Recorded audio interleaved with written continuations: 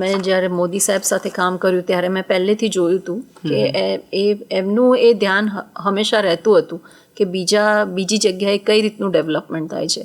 એક નાનું એક્ઝામ્પલ આપું તો જ્યારે હું ગાંધીનગર કલેક્ટર હતી તો સર મોદી સાહેબ ત્યારે સિંગાપુરની વિઝિટ પર ગયેલા. એ જ્યારે પરત આવ્યા હતા લગભગ 10-10:30 રાત્રે એમનું પ્લેન લેન્ડ થયું અને મારા પર ફોન આવ્યો 10:35 કે આપણે ત્યાં આવા હાઈ રાઇઝ બિલ્ડિંગ્સ હોવા જોઈએ. આપણે જમીનનો બરાબર ઉપયોગ નથી કરતા, આપણે બધું હોરિઝોન્ટલ ડેવલપમેન્ટમાં જ જઈએ છીએ, આપણે વર્ટિકલમાં જવું જોઈએ. તો એના માટે કેવા નિયમો હોવા જોઈએ. એ વખતે કલેક્ટર ગાંધીનગર CEO ગુડા પણ હતા. તો મને એમને કહ્યું કે તમે કાલે બધું લઈને આવો. હવે મને રાત્રે 10:35 ફોન આવ્યો રાત્રે અને મને કીધું કાલે લઈને આવો. અને તો મેં ઓલમોસ્ટ આખી રાત બધું બેસીને બધું સ્ટડી કર્યું, રિસર્ચ કર્યું અને હું બનાવતી હતી દિવસે પણ. અને પછી લંચ ટાઈમ થતાં તો મને કીધું કે આવો જલ્દી, તમારી રાહ જોઈએ છે.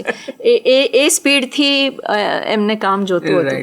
તો એનું ઇન્ફ્લુઅન્સ તો એક દ્રષ્ટિ છે. જેમ કે આપણે ગિફ્ટ સિટીને જોઈએ તો એ પણ ઇન્ટરનેશનલ ફાઇનાન્શિયલ સેન્ટર આપણે લંડનમાં જોયા હોય કે હોંગકોંગમાં જોયું હોય તો એ દ્રષ્ટિ છે. પણ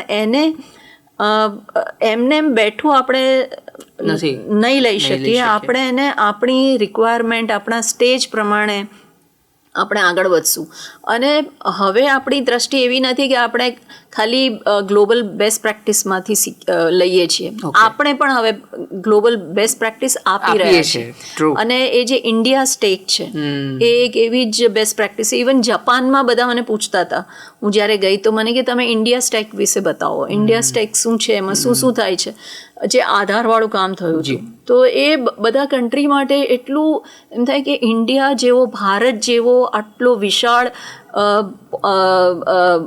પોપ્યુલેશનવાળો દેશ અને ડેમોક્રેસી, લોકશાહી, એ આવું કામ કરી શકે, આટલું બધું કામ કરી શકે કે એમાં 99%થી વધારે લોકો પાસે યુનિક આધાર નંબર હોય. બિલકુલ સાચી. તો આપણે એ સ્ટેજ ક્રોસ કરી ગયા છીએ કે આપણે ખાલી શીખતા નથી, આપણે લોકોને શીખવાડીએ પણ છીએ.